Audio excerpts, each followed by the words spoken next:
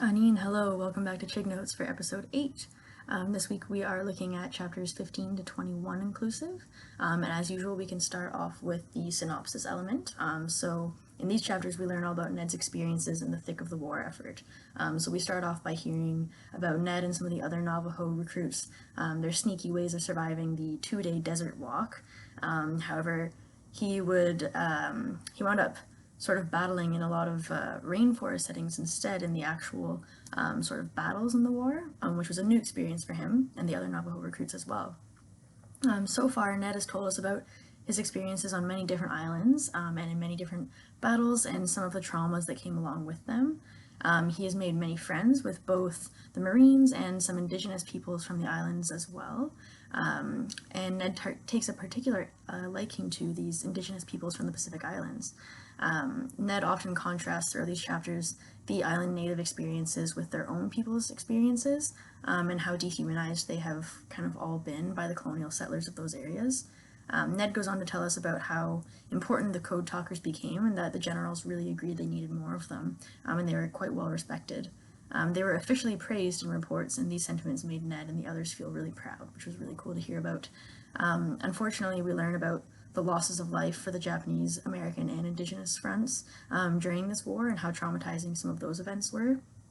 Though these chapters do end with a surprise visit from the dead, essentially, as the one character sort of they thought was dead ended up coming back and wasn't dead after all. So, and that was Charlie Begay. But so that was a bit of a wild story there. So that kind of sums up the chapters for this week, and we can hop into discussion question number 1 from book club this week.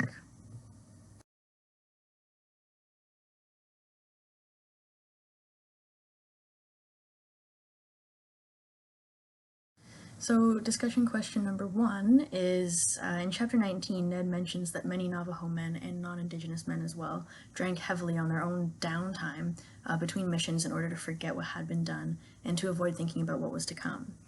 This drinking continued long after the war was over, and for many of these men as well. So the questions here are, what were some of the ways that Ned was able to avoid going down the same path? What are some contributing factors in your opinion as to why some of the other Navajo men were unable to avoid alcoholism like Ned did? And how can we better support Indigenous trauma victims and survivors so that addiction does not worsen for this community today? So within our discussion, we all sort of right off the hop agreed that Ned was able to avoid alcoholism primarily by focusing on his family and sort of resorting his mind to just focusing on his family and also his cultural elements as well, and maintaining those cultural traditions really helped him as well, it says. So some examples that came up at this point here was, for example, Ned sending his clothes back home for a protection ceremony, despite the fact that his family was already praying for him in the church itself, but this cultural element really comforted him. And he was also continuing on with his corn pollen ceremonies as well every day. This led us to note that perhaps a lot of the other Navajo men's families were much more dismantled or hurt by some of the past experiences, such as the long walk and the boarding schools, or just potentially other reasons as well. They didn't have such strong family ties, so that could be a reason that other men were not able to sort of avoid the alcoholism like Ned did. And some other helpful characteristics we decided for Ned would be that he was really able to sort of black out a lot of the painful memories that were happening for him during this time. It felt like there was a lot of moments where he said that he couldn't remember what had happened, and that would probably be a big benefit in this case, just not having to flash back on that all the time. And Ned was also able to really use a sense of humor as a layer of medicine, it seemed like. So in some situations where it seemed like others were really struggling, it sounded like Ned was able to sort of use some humor in those situations, like whenever they were getting their head shaved and different moments like that. So that's definitely a layer of medicine for him as well. Then we talked about ways to better support the Indigenous peoples to sort of like help prevent or treat their addictions issues. And a lot of the discussion here surrounded ways to decolonize healthcare and treatment, which was super interesting. So we talked about how important it is to have a holistic approach to healing, and that we not only look at the physical treatments and physical ailments, but also bring in the Indigenous ideas of sort of restoring balance between the physical, mental, emotional, and spiritual elements of well-being, so that in order to truly have that holistic health. There were some really great examples of ways in which something like this is being done in some places, and also having community health centers or places similar to that really helps promote that idea of healing, because there's access to many different kinds of specialists who can help with all aspects. So for example, we were talking about Chicken itself and how we have clinical care, like physicians and nurses and stuff. Then we also have therapy and sort of addictions therapies as well. We also have just like community events and community well-being sort of programs that you can go in. So there's definitely a lot of different elements in traditional healing, things like that. So we kind of use that as an example. But we also, it was important that someone noted during this discussion here that these community health centers and organizations that are like this are really great. However, it is really difficult to provide these kinds of places in remote and especially northern communities and reservations especially too. So there needs to be more sort of looked into that front and how we can provide that level of access to more remote communities. So we kind of finished there, and we can jump into the next discussion question now.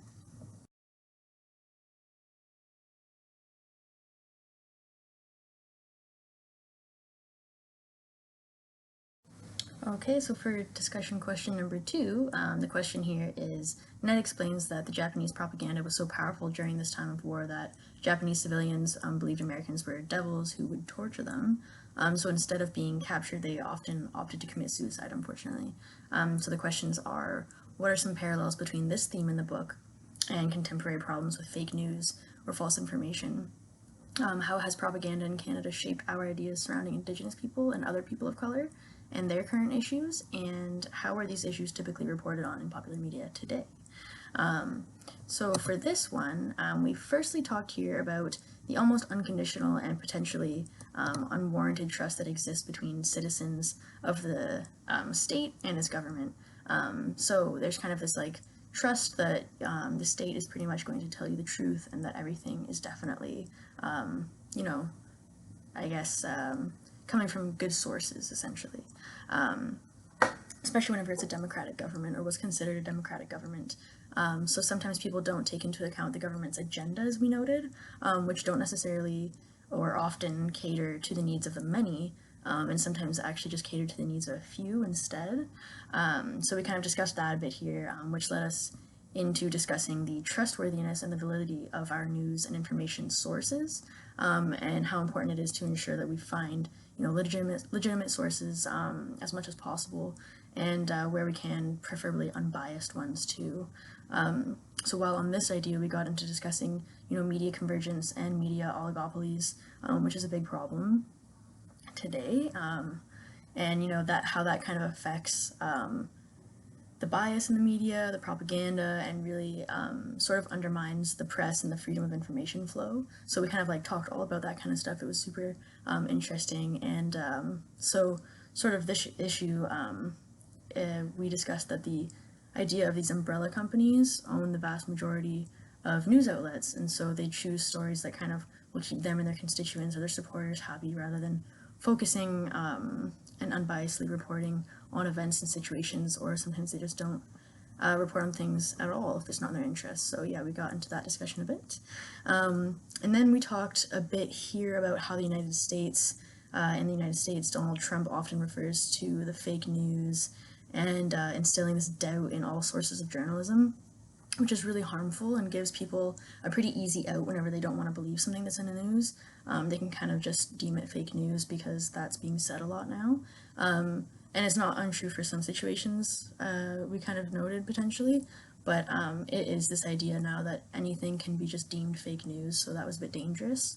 Trump seems to have this ability to say a lot of whatever he wants, and his propaganda is extremely powerful, and many people sort of paralleled to some degree his rhetoric and some methods of maintaining legitimacy with Hitler's methods. So we kind of got into that fun discussion, because Hitler was also democratically voted into power, so just with strong campaign skills and propaganda skills. So we just kind of paralleled a little bit between those two to some degree.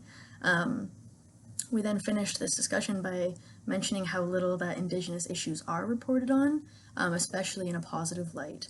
So it was mentioned how roughly only about 5% of the population is Indigenous in Canada, and yet it doesn't seem like 5% of what is being reported on reflects Indigenous people or issues or positive things about them as well. So it feels like they were often portrayed negatively in the news, in our opinions, like in the cases with the Wet'suwet'en pipeline, blockades, and other sort of like land defenders and stuff.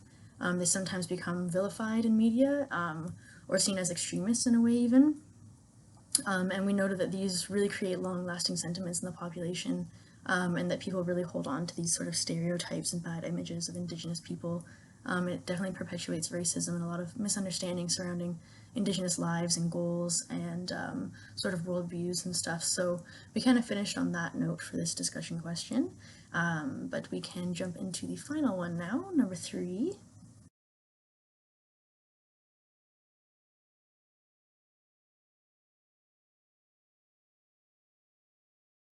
So this last discussion question is, Ned often contrasts how the Japanese treated the island natives and how Americans treated the Navajo and other First Nations, and how upset he was by this mistreatment. Witnessing this mistreatment left Ned with a long-standing grudge against Japanese people, though he does not seem to harbor this grudge against his own oppressors as strongly. So the questions are, if an international war were to arise today, how do you think Indigenous peoples in North America would respond? Would they still serve so passionately for the colonial state armies as Ned did? And do you think sentiments and relationships have gotten worse, stayed the same, or gotten better between Indigenous nations and the colonial states? So here, we kind of started off by saying that it seemed like, we sort of all agreed that it was highly unlikely there would be a similar response and dedication to the state should a new international war start today. We felt that both Indigenous and non-Indigenous youth especially have far less patriotism compared to when the last World War occurred, that our fictional character Ned participated in. So we felt as though that with this Indigenous peoples is not in many of their natures as well, in their worldviews, to sort of resort to conflict, rather, which is exemplified nicely, as it was noted in the book, when Ned explains that that war is a time of unbalance, and that it's a sickness that needs to be healed. So, and we talked about how historically there are very few physical wars between Indigenous people and the colonial settlers, actually. We believe the only one that was officially waged was between the Métis at the Red River Resistance, if we're not mistaken. So could be wrong there, but that was kind of what we discussed. But there were many treaties and things like the wampum belts and stuff that were created to foster peace and coexistence. So this is far more traditional of a route to expect from Indigenous peoples, we thought, and would still sort of be something that would be sort of tried to do today. But this is all despite the fact that they also, Indigenous peoples have also always volunteered in the largest per capita amounts to fight in World Wars too. So they also are definitely historically very willing to volunteer and fight. So there was that, but we thought just with the sort of like lack of patriotism that is seen today in the general population as well, and that the conflict just sort of continues between Indigenous states and colonial states, that potentially there wouldn't be such a strong response like Ned's response. So we felt as though, as a group, that there's not necessarily the ability to look into the reasons certain wars are truly happening, and that now, this was historically, but now people are really able to see through some of the propaganda, as we discussed in the last question. And so now, when there is a conflict, people are really able to look into the genuine reasons that conflict is existing, and whether or not they support that violent response or what have you. So there'd probably be far less blind, wholehearted devotion and belief in the cause of this international war and the government, that the government would sort of be claiming was going on. So there's a lot of ways to sort of look at the truth now that there wasn't before, so we thought that would also be a contributing factor as to why there'd be less of a big response. When we began to discuss the ideas of reconciliation, at the last part of this question, whether or not we believe, the relationships between Indigenous nations and the colonial states have gotten better, worse, or stayed the same. We had a lot of mixed feelings that came out, really.